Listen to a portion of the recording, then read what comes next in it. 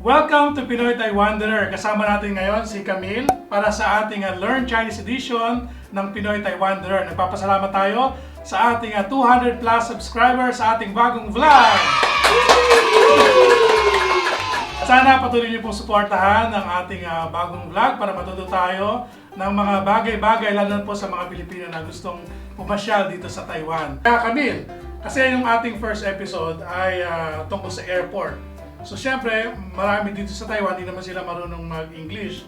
So gusto namin matuto kami ng ilang mga salita na pwede naming magamit pagdating namin dito sa Taiwan. Hi, 大家好，我是 Camille. Hello po, ako po si Camille. Ano ba yung una mo sinabi? Pwede yung pang ulitin yan? Taja? 大家好. It means hello everybody. Pwede bang ulitin mo? 大家好. Tajahao. Tajahao, ibig sabihin ay hello everybody. Kaya Tajahao. Meron kaming ilang salita rito na gusto naming matutunan, Camille. Una, yung airport. Airport. Paano ba sabihin sa Chinese yung airport? Airport is 机场. Ji-chang. Ji-chang. Tama ba yung pag-pronounce ko? Tama naman. Okay. Ji-chang. So, mga ka-wonder, ang airport sa Chinese ay? 机场. 机场 机场 Paano ba sabihin yung Terminal 1? Terminal 1 is 第一航厦. 第一航厦. 第一航厦. 第一航厦.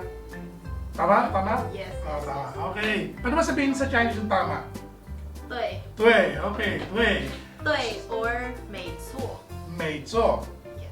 Okay, 没错. Paano naman sabihin yung Terminal 2? Terminal 2 is 第二航厦. 第二航厦. 第二航厦. 第二航厦. Yes. Okay, tama. 第一航厦第一航厦第二航厦第二航厦 Okay, yung next word naman natin, Camille, ay departure. Paano ba sabihin yung departure sa Chinese? Departure is 出境. Chujing. 出境. Chujing. 出境. 出境. Paano naman yung syempre, departure is, ang opposite niya ay arrival. So, paano naman yung arrival? 入境. Rujin. Arrival is 入境. Rujin. 入境. Rujin.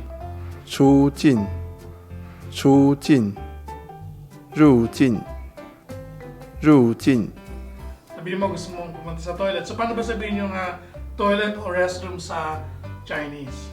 Ang toilet ay may iba-ibang terms. Ang commonly used ay 厕所. 厕所. Yes. 厕所. 厕所. 厕所. Siyempre, gusto mong itanong, nasan ba yung toilet? So, paano ko sasabihin sa Chinese yun? 请问.